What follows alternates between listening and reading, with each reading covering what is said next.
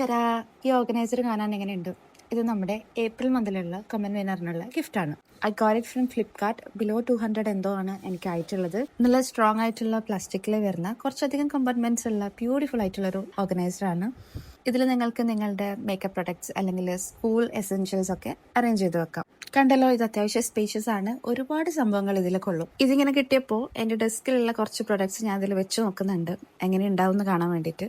No ഇത് announce ചെയ്യാൻ കുറച്ച് ലേറ്റ് ആയി പോയി. ഈ മാസവും നമുക്കൊരു കമന്റ് വിന്നർ ഉണ്ട്. അത് അനൗൺസ് ചെയ്യുക ജൂണിലായിരിക്കും.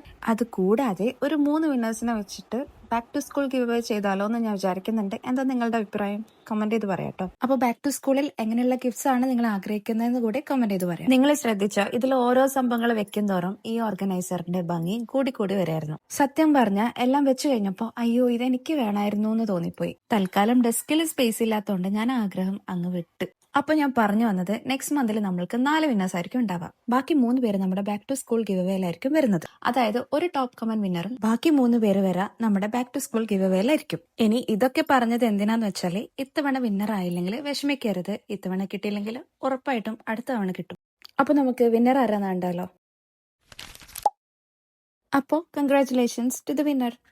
ഈ വീഡിയോ ഇത്തവണത്തെ ഗിഫ്റ്റ് ഇഷ്ടപ്പെട്ടെങ്കിൽ please do like, comment and subscribe. അപ്പോൾ until next video, bye.